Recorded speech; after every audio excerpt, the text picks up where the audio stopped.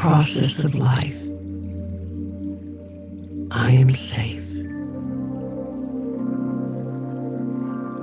My body is a glorious place to live.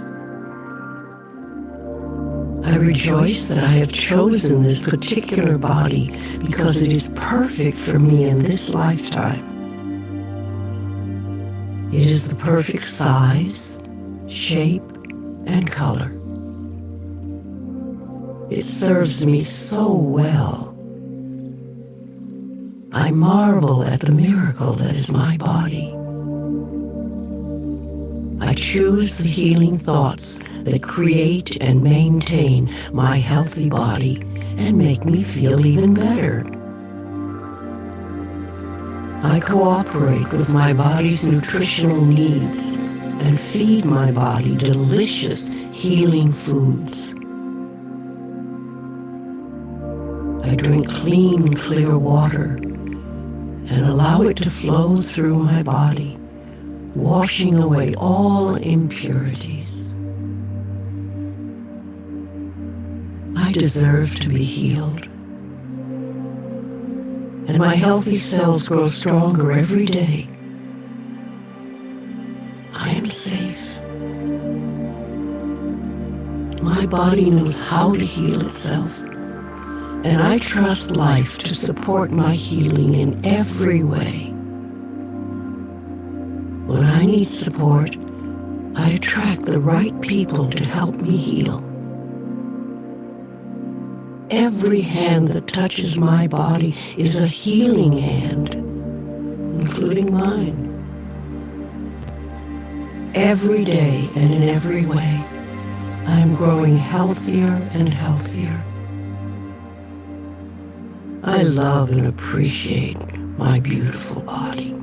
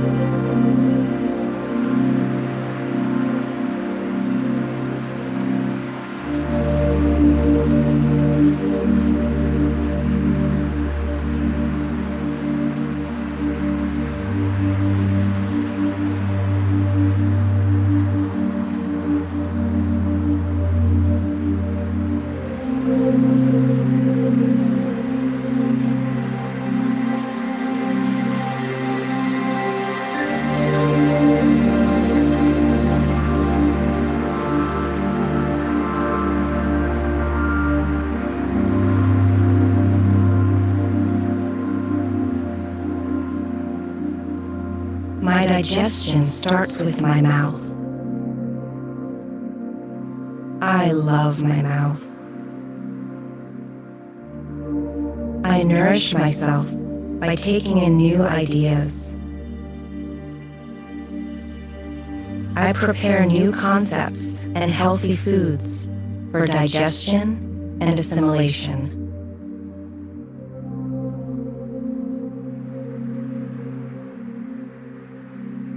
I learn to choose new foods that are delicious and supportive of my body. I have a great taste for life and for healthy food. I choose to eat slowly, to savor my food, and chew well so that I can digest with ease. This is how much I love my body. I love and appreciate my beautiful mouth.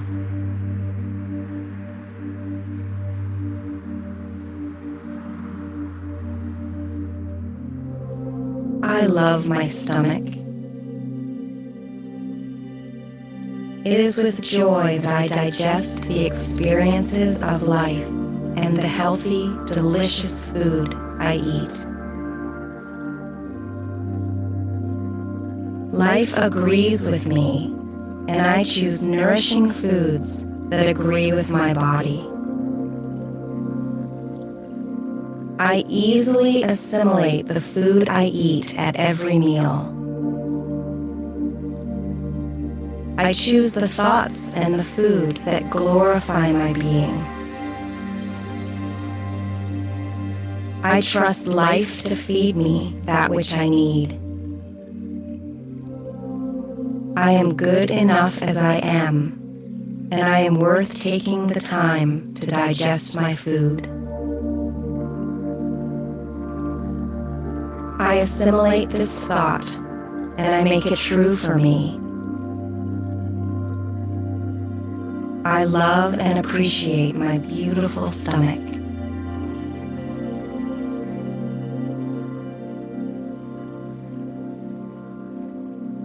I love my liver. I let go of everything I no longer need, and I joyfully release all irritation, criticism, and condemnation. My liver knows how to cleanse and heal my body. Everything in my life is in divine right order. Everything that happens is for my highest good and greatest joy. I find love everywhere in my life. I love and appreciate my beautiful liver.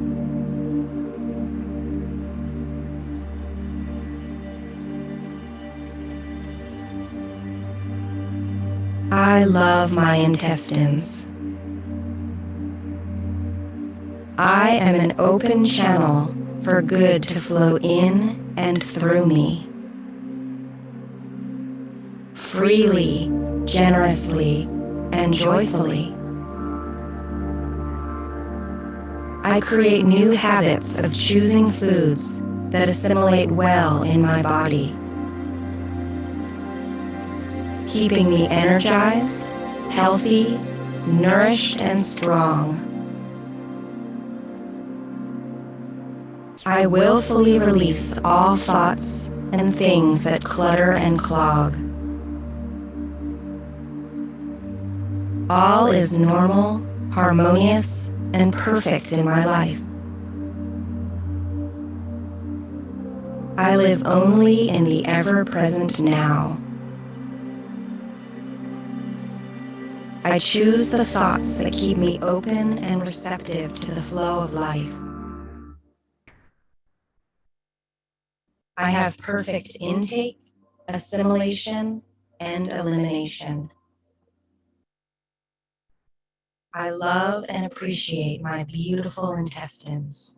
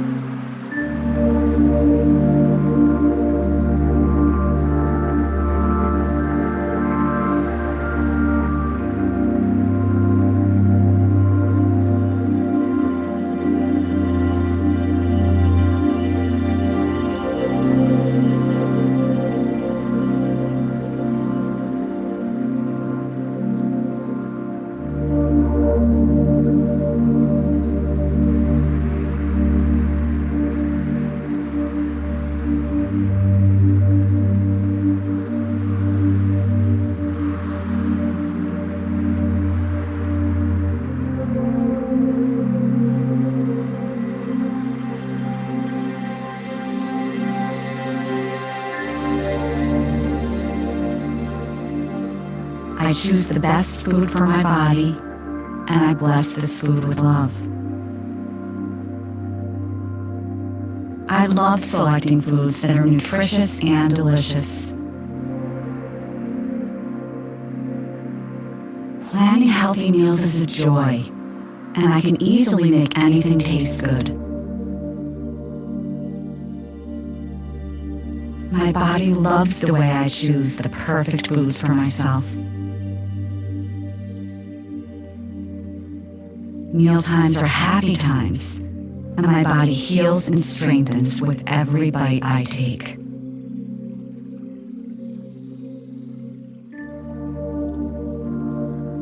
I am one with life, and life loves me and supports me. Therefore, I claim for myself perfect, vibrant health at all times.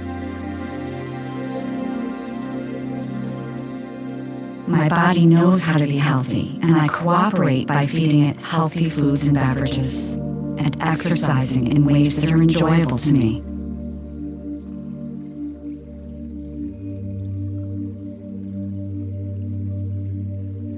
I listen with love to the thoughts that I think about my health. I open myself to the wisdom within, knowing that life will bring me everything I need. Everything I need to know to create new healthy habits. I trust my body to guide me, knowing that whatever I need comes to me in the perfect time, space, and sequence. The world I live in is safe. It is full of delicious, healthy options that I can choose to create new habits for my health. I choose to love myself with each thought I think and with every bite I eat.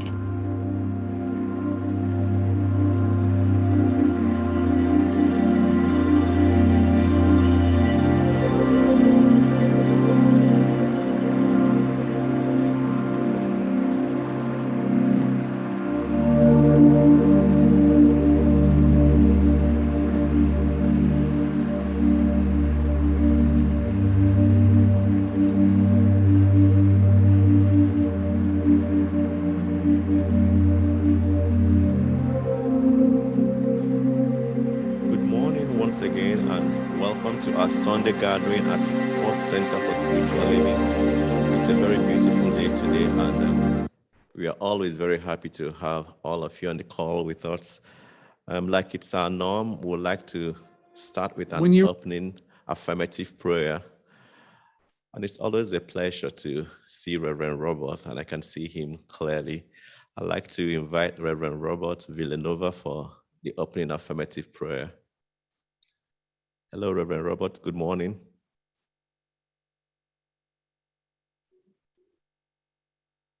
Good morning. Hello. Hello. All right. So let's know all this truth together. Let's close our eyes in the form of contemplating the meditation we just heard. Our minds are relaxed, open and receptive to the spirit within to come forth and to accept these words as the truth and our lesson today. So knowing and believing and accepting that there is but one mind, one spirit, one energy, one power in the universe. It lives, moves, and has its being within each and every one of us. And this is what we come to celebrate today. That oneness, that truth within, that spirit within. As we open up and move to a deeper depth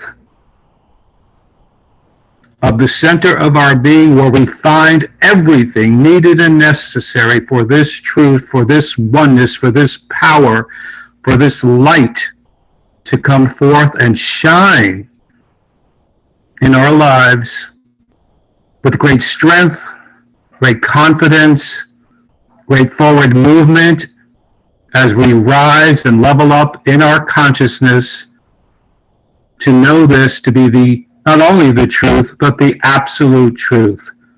So I am declaring by means of this word for each one here that it is this truth, this understanding, this acceptance of the power within that supports and maintains and sustains each one in a life of greater happiness, greater joy, greater love, greater spirit, greater energy to go forth and to empower all those that walk into the midst of our lives. This is our truth. This is our purpose, to give of ourselves, to give of our time, our energy, and above all, our love. So we come to celebrate this truth. We come to celebrate the supporting of one another and building the community here at our center as we come forth today to hear today's lessons.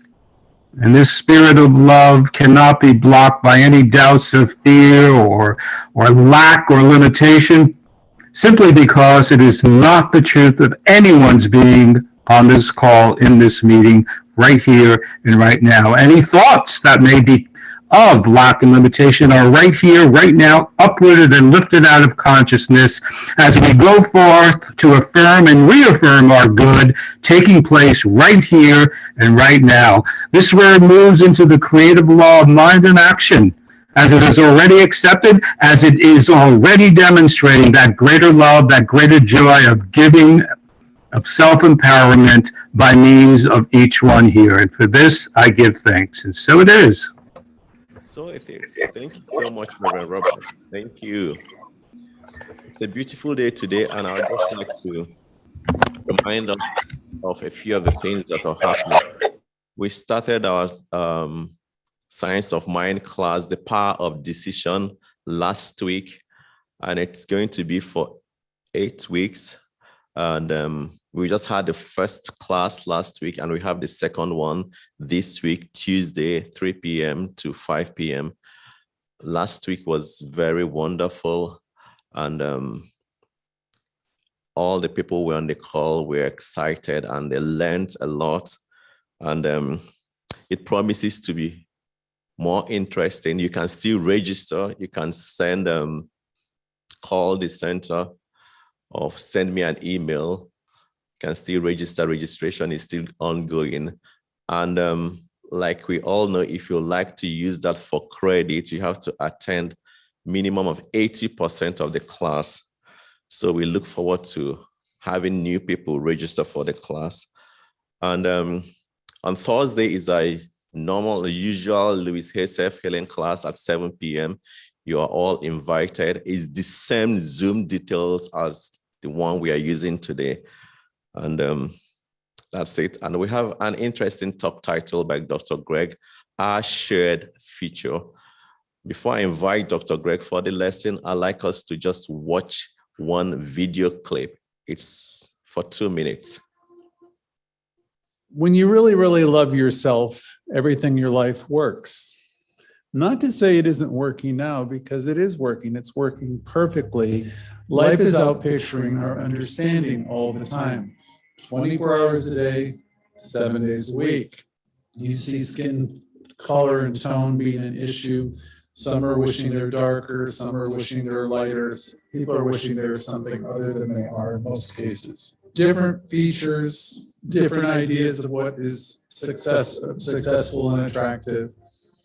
All of this is their own estimation, their own opinion. It's playing out in their lives, though. And throughout my entire life, I've noticed people discounting themselves, not feeling adequate about their looks, their weight, their height, their ages, their education. There's a sense of unworthiness that's pervasive in a lot of culture everywhere. So these situations are many, and you could go backwards in time, and you can go up to the present, and you'll see this underlying current of I'm not enough and not good enough, and where there's so much self-rejection, somehow in some way saying, I am not okay, I'm not good enough. I believe Louise said in her book, I've listened to thousands of people in different situations, but you can distill down all the myriad of different people who spoke of different issues. It all really boils down to not feeling okay about who I am, how I am. And so there's these standards that are, been given to us, from the time we're kids. And it seems most of humankind is trying to live up to them, and they were passed on to us by people that we know that for the most part meant the best, but nonetheless, those are the things that we have to work on as we go forward. So I'm not good enough, I'm not good enough, I'm not good enough. That's what it boils down to for most people. And we have all these standards that we hold ourselves accountable to. A lot of it's based upon fear and ignorance and passed on to us by people. What really lives inside of you plays outside of you. Whatever lives inside of me, the tendency of my thought, that's going to play out as my day-to-day experience. This is the law of mind, this is the law of cause and effect, this is the law of correspondence. It's called many things, but it explains one reflective phenomenon. Your consciousness is mirrored in your world. As people learn to love themselves, they come back to their original state.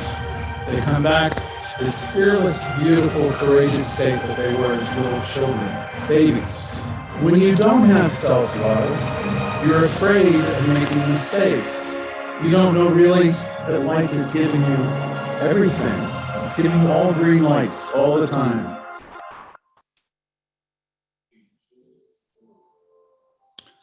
Good morning, everybody. Welcome to First Center for Spiritual Living in New York City. I'm happy to see the faces on the screen and the names behind the faces. And I want to welcome all of you who are also viewing us on Instagram, YouTube, Facebook. I believe we're having upwards of 900 people watching our presentations a week, which is really wonderful. In preparing this talk, I was creating some notes and for the talk, and I wrote a little thing on our shared future, which can really be the way we'll open up. We have to strike a balance where there is freedom of thought, expression for the individual, and at the same time to realize that we're connected to everyone, regardless of differing thoughts and opinions. We will come to know our union and our unity. We are all moving to such a place. Individually, we can live from that connection beginning now in this day. Collectively, the world moves toward the realization that we need one another and moves towards greater appreciation of the wonder of life everywhere. So we will open with that today. So, hello. Welcome to the center, First Center for Spiritual Living, formerly the great First Church, which was the home of Raymond Charles Barker and Louise, as many of you know. We're broadcasting, as I said, on YouTube, Instagram, Facebook, and we're here on Zoom with all of you. If you're in any of the other programs right now other than Zoom, you can send us a message and Jimmy will send you the link so you can be part of our Zoom call. Also, you can let us know if you're interested in becoming a member. Send us a message and we will send you the information and let you know how. We have a weekly e-letter filled with spiritual gems and also ways to connect with our spiritual groups. So let us know and then we will give you the information. Today we're going to talk a little bit about where we have come from, a little bit about the New Thought movement, where it came from and where we're going, and also where this center is and where it's going. The first thing to say about our center and also to say about each of us personally is that we are all works in progress. Okay, we're all unfolding. The world is unfolding also, and consciousness is evolving by means of me, by means of you, in me, and through the world itself. So that's really a lesson in and of itself. Consciousness is unfolding by means of all of us. Everyone's in the perfect place, unfolding in their own unique way. I was told many years ago that healing is done in the mind of God. And I had to think about that for some 15 or 20 years. The healing is done in the mind of God. And we're all awakening to the realization, the truth of that. There's no separation in God. There's no separation in the truth of God. And we are all learning about this more and more. And regarding this center here in New York, there has been some great, great work done here over the years. This New York Center was started by Raymond Charles Barker in the late 40s. But let me first start by saying that we are part of a larger movement, and it was called the New Thought Movement.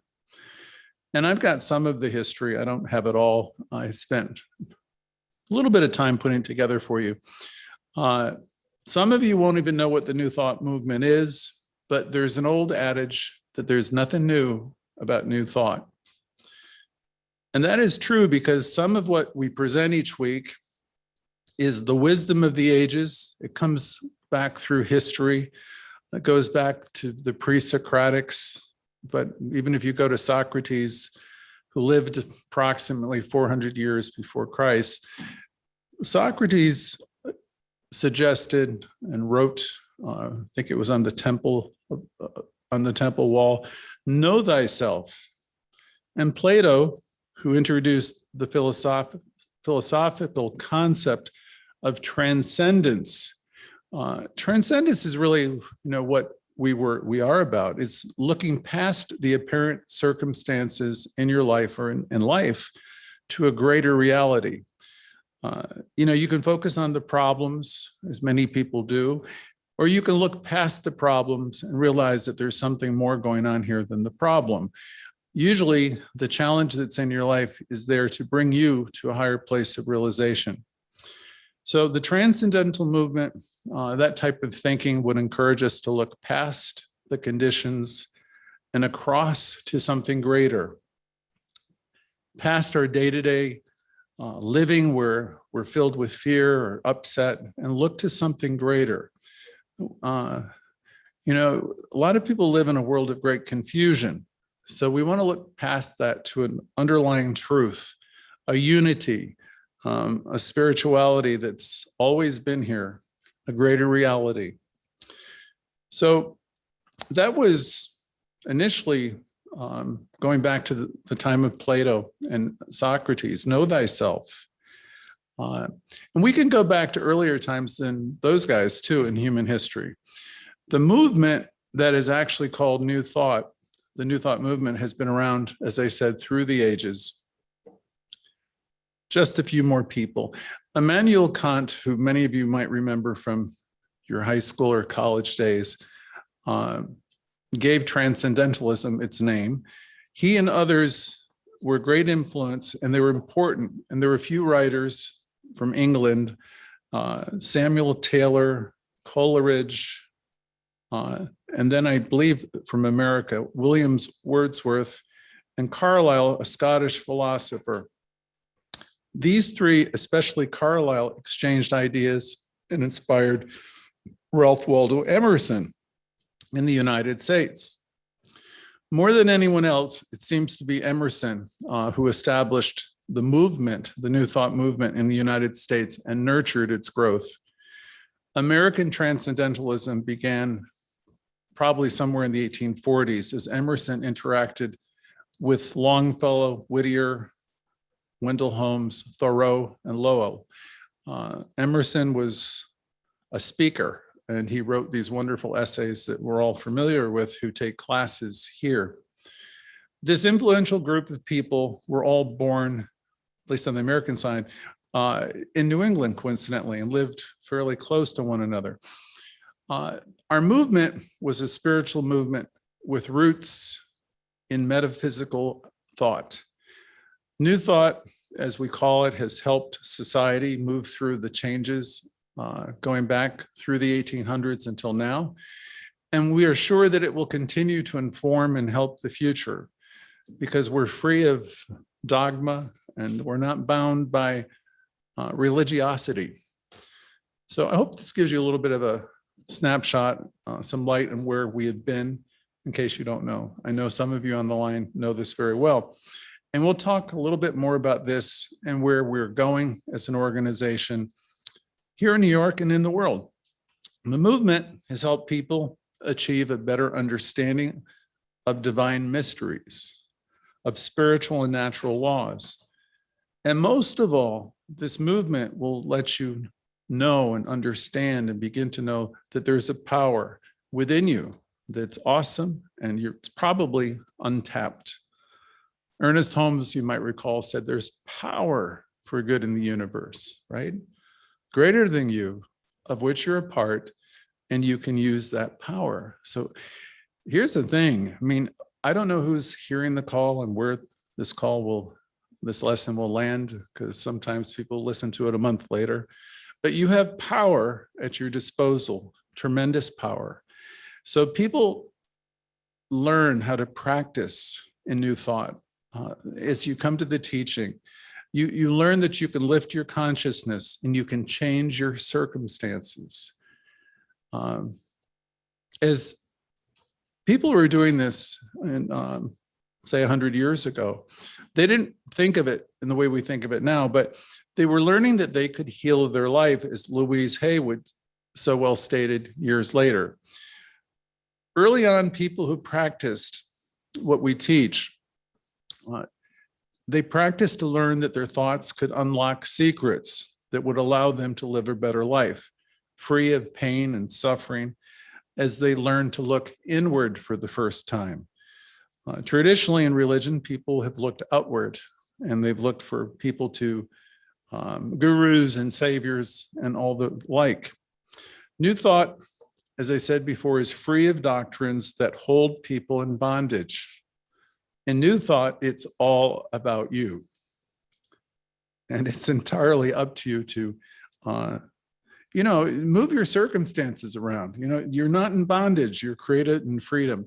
And we wake to this in our teaching, and we learn to live the affirmative life. And we learn that, the universe is truly giving us all green lights. So we have to, we don't have to do anything, but there's an invitation here to become more aware and to realize that you're a gift to the world yourself. You're here to express beauty and love and light, and you have a lot within you that can express as you bring yourself to higher levels of understanding.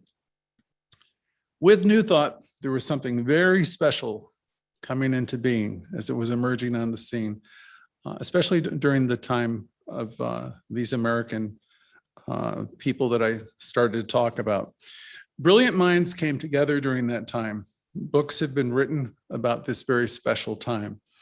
There was another person that I didn't mention yet who preceded Emerson, and that's going back probably 75 years before, at least a generation, and that was Swedenborg. The thing about him is he influenced all the others, apparently. Most people were influenced by him. He was an inventor and a scientist who became a great influence on all of them before the American group were on the scene. He had a profound awakening. He might have said a spiritual awakening. And it was his position that spirit inspired him and revealed to him what was to be called the heavenly doctrine. Swedenborg alone published over 18 spiritual works. He saw himself as a servant of the Lord, and he wrote of the true Christian religion, which was free of most of the dogma that's in most of the Christian sects today. He was, and he still is today, remembered and thought of as a true and a great mystic. He's not to be forgotten, as he inspired many of the people that we now esteem, and many of the people who emerged on the scene a generation or so later. As we move forward to Emerson, someone I love and have been studying since I was 18, Ralph Waldo Emerson was perhaps the most influential person as this movement of transcendentalism was incorporated in America, in our New Thought organization. Before that, there was an inspiration by Franz Mesmer. I only mention him because he was a great influence on Phineas Parker's Quimby. Mesmer did work on hypnotism, which and the unconscious mind, and so he had an impact on Quimby, and Quimby was widely recognized as the founder of the New Thought movement. I don't know how that came to be, but that's what I've been hearing most of my adult life. Quimby talked and taught that the mind has power to heal. I guess that's it right there. The mind has power to heal. So this was in the 1840s and 1850s, and he began to practice hypnotism, mesmerism. He was working with the subconscious, and he ultimately developed the view that illness is a matter of the mind.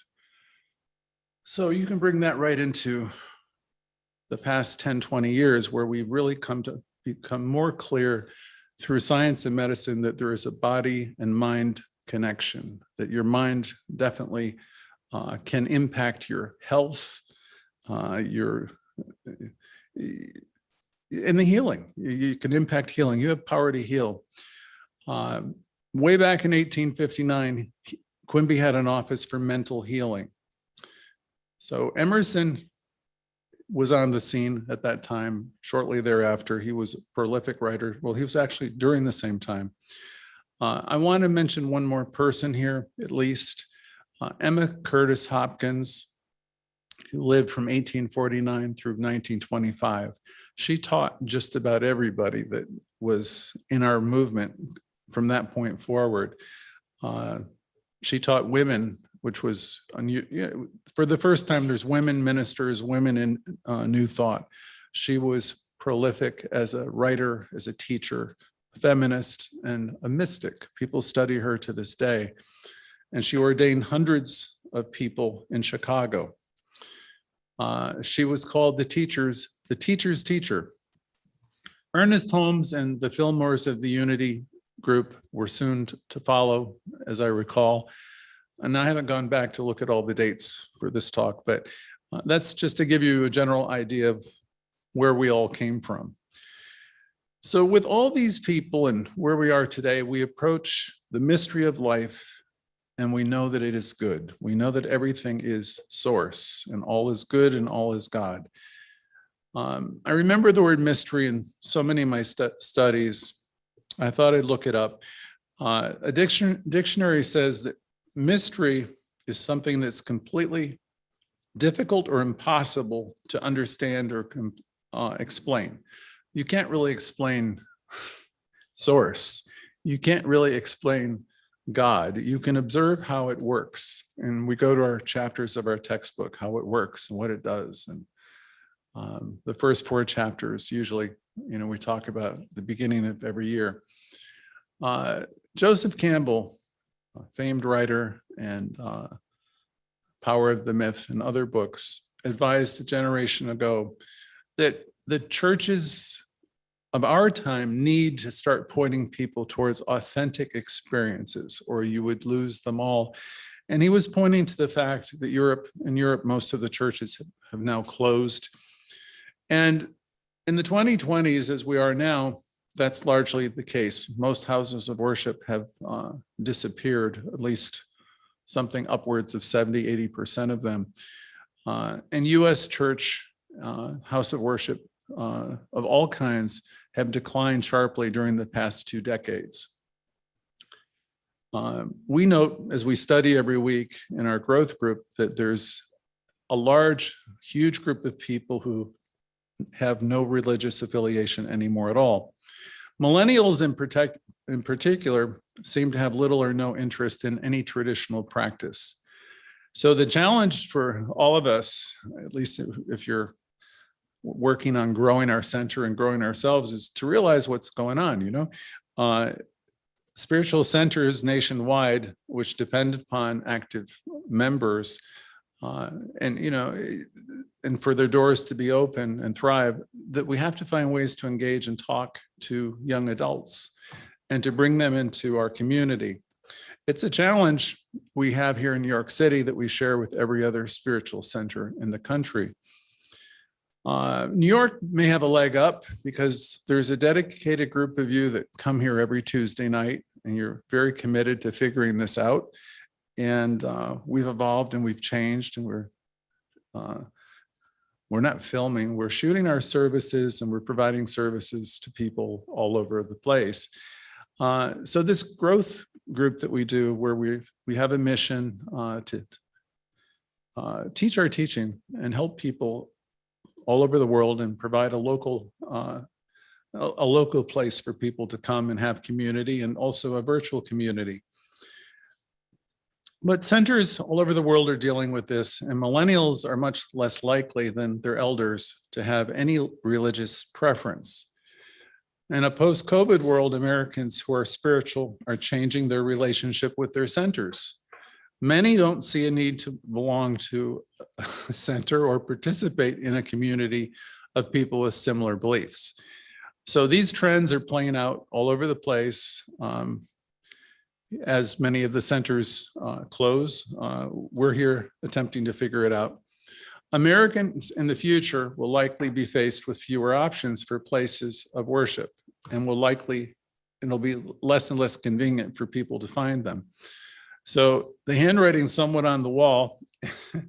I was told probably 4 or 5 years ago, if you see our center as being having a studio audience in the future with a larger virtual audience, that's the way it will go, and that's proving itself to be 100% true.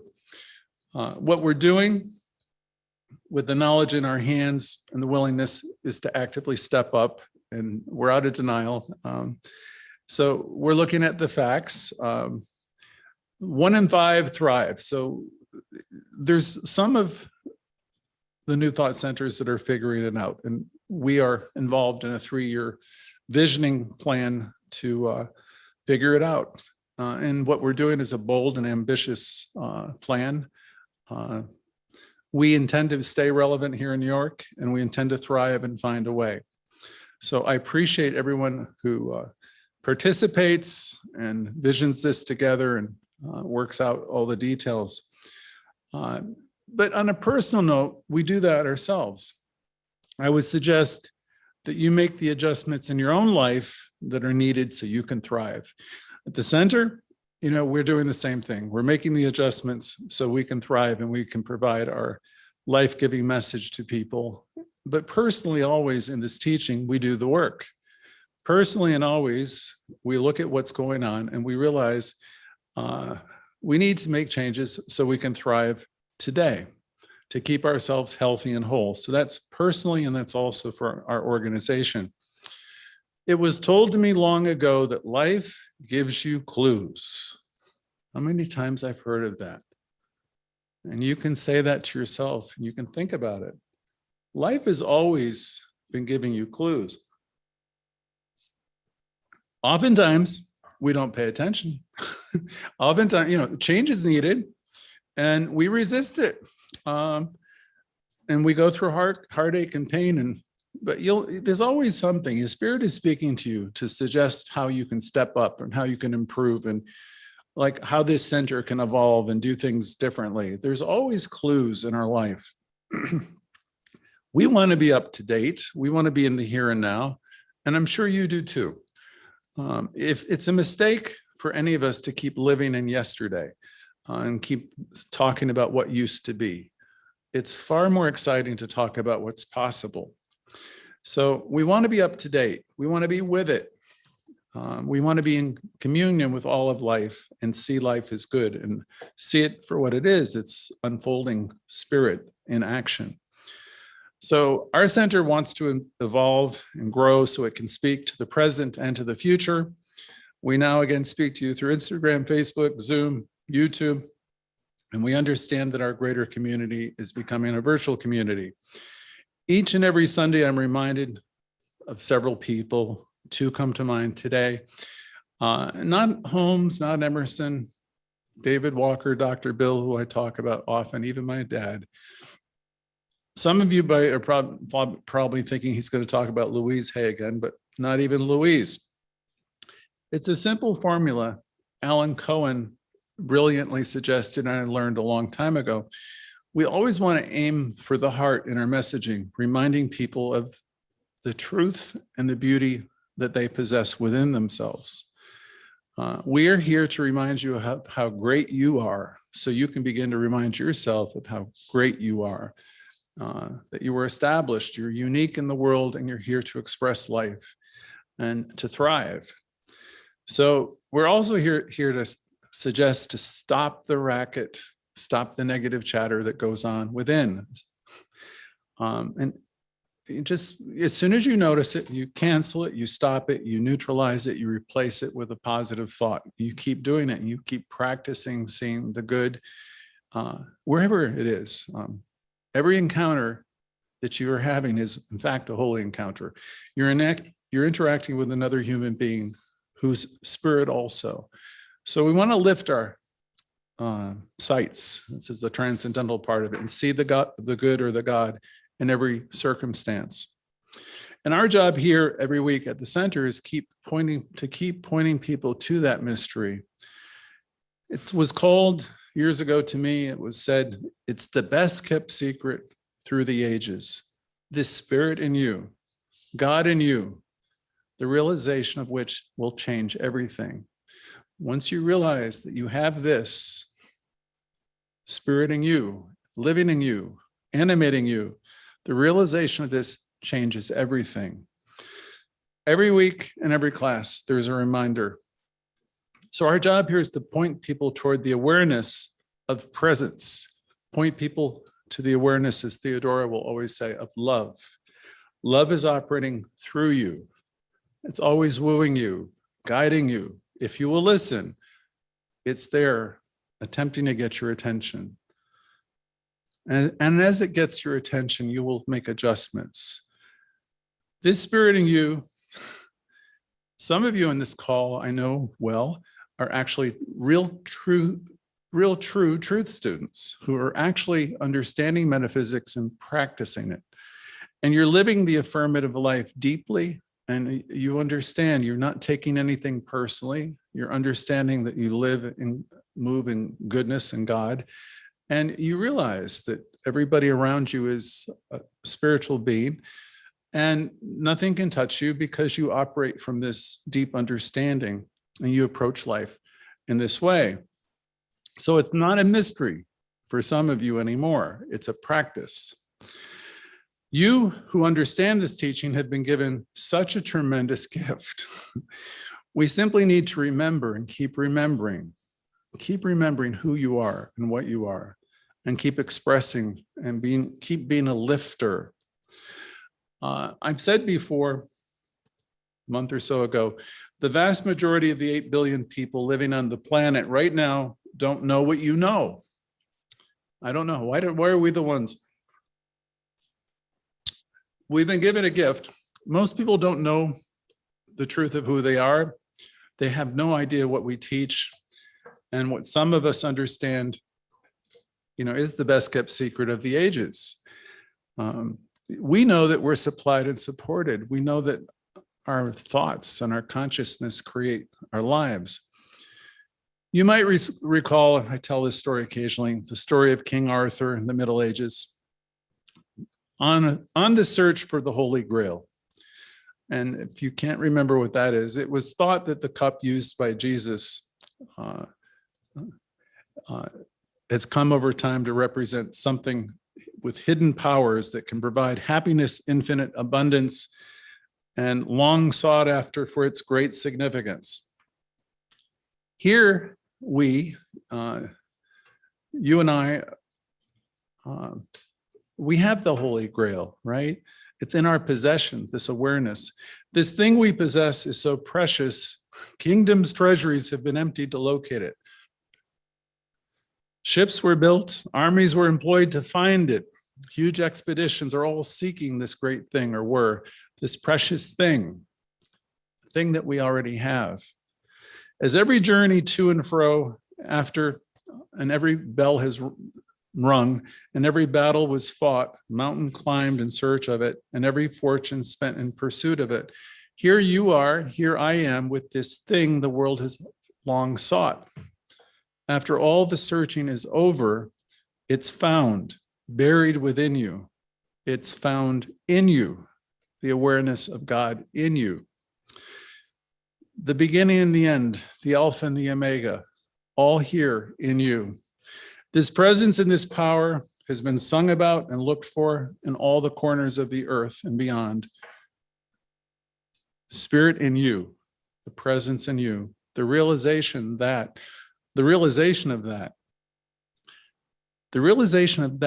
now in you, the memory of that in you, the awakening of that divine fact in you. We are always teaching and talking about spirit that resides in you. The discovery of that is the beginning of great happenings, all great happenings. It's not to be found in the cathedrals of Europe or the great churches or the holy sites. It's hidden from us in plain sight. You know, you're standing on holy ground, God in you, the awakening of that, the realization of that, the hope of your glory. In our teaching, we learn to use and direct our creative forces that are at our disposal. We have also learned to be flexible. Our subjective tendency, it's like our subconscious, you know, which our subconscious plays out all the time in our life. We can change that though. We really can. It might be difficult because you say, oh my God, I've been thinking this way all my life, right? Ernest Holmes said something that I thought was brilliant. I've been quoting for probably 30 years. When he's talking about this subjective tendency that keeps playing out, and sometimes it's like a bad story, right? All our beliefs, the racket, you know, principle is not bound by precedent. It's not bound by the past. It's not bound by the story of what's happened to us in the past. Principle, God, life is not bound by anything. So you have the ability, even though you might have been doing things a certain way for the past 20 or 30 years, you've been in the same kind of relationships, the same kind of jobs, the same kind of experiences. You have the ability to transform anything.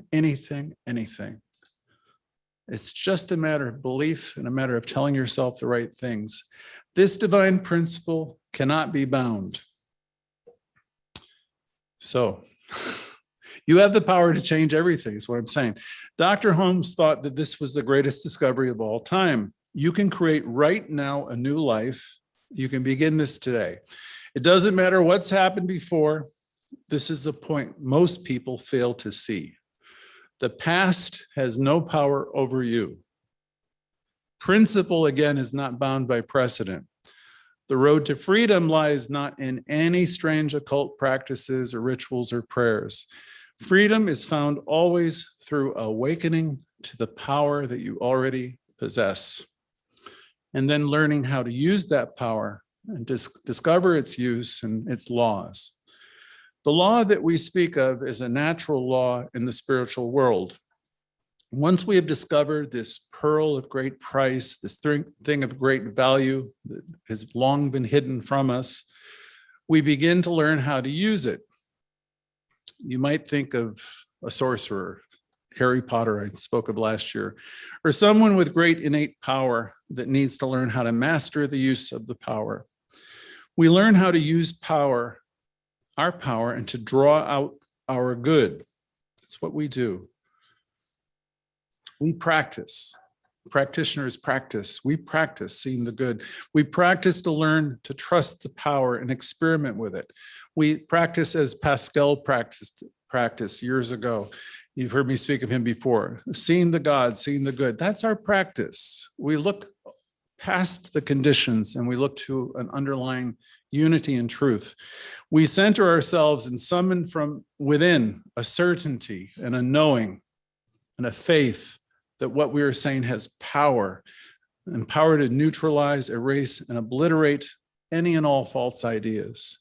A faith that whatever it was happening before is now totally erased.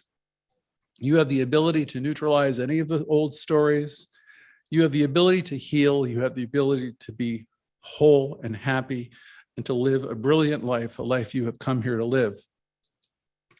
It's important to note from Holmes, ours is a science. We have no potions or spells. We have a science that we use definitely. We use it and we accept it as such. There is really no mystery to it.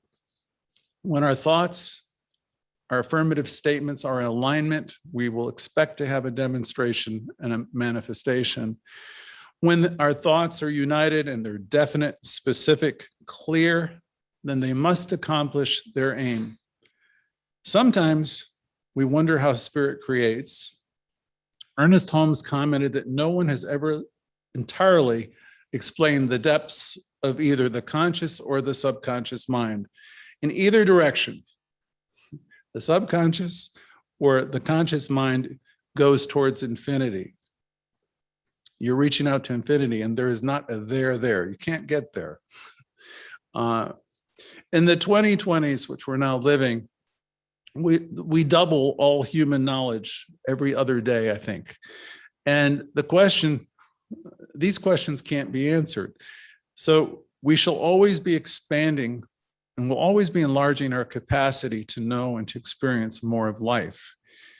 So far, there's no answer, no reason given as to why the truth is true, or how this has come to be. Ernest Holmes was asked, how can spirit of itself create a new form? And he answered, I don't know. And I thought, well, that's an honest answer. As Newton said, Isaac Newton, the fact that we are able to announce this mystery is the mystery. The fact that you can wake up and realize that I'm alive in it, I'm a thinking being in it, ought to be astonishing to anyone. We do not say to the physicist who has studied and photographed the atom, why does it act the way it does? He knows no more about the reason for its action than any of us. All that he knows is that he has learned something of the way the laws of nature operate. We don't create laws, we don't create principle, but we discover them and we learn how to make use of them. Let us accept this relative to the spiritual laws and see what we can do with them. There's a couple of summary ideas for today. This is a quote I found a few years ago from Carl Sagan. If we ever reach the point where we think we thoroughly understand who we are and where we have come from, we will have failed. And I'll close with the idea today with the statement by Marcelo Geiser. We strive toward knowledge, always more knowledge, but must understand that we are and will remain surrounded by mystery. So I've told you a little bit about our past. I've told you a little bit about our practice, and I'm letting you know once again how great each of you are. You have power at your disposal that's beyond your comprehension. And all we have to do is begin aligning ourselves with that power, learning how to use it properly, realizing that we're part of a group of people that's been around for a long period of time. We're the latest incarnations of people who have this understanding, and it's our joy and pleasure to share this with people and to be lifters in the world. And so it is. Thank you.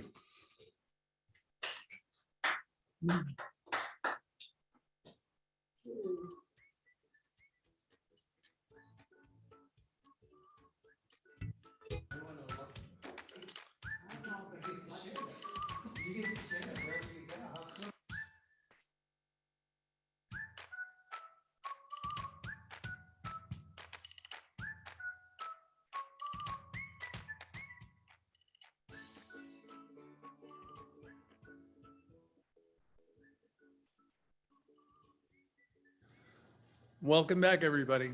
This is the time for you to share your good news. We had a little break, and we have some people new in the studio audience, and I think somebody was talking about learning not because we saw the light, but because we felt the heat. So however you got here, it's wonderful that you got here. This is the time for you to share how the teaching is working in your life, practicing seeing the good, how that's making a difference. I'm going to start calling in some people, and you would unmute yourself by pressing *6. Let's start with Cindy. Hi, Cindy. Good morning or good afternoon now. I'm resting my voice a little. It's a little hoarse, but I met last week at Heal Your Life, I think on Thursday, but I was also at Power of Decision on Tuesday. And I told you at that time that I'm there a lot with you. I could say everything you're saying and feel it, be right there with you, but much of the time I'm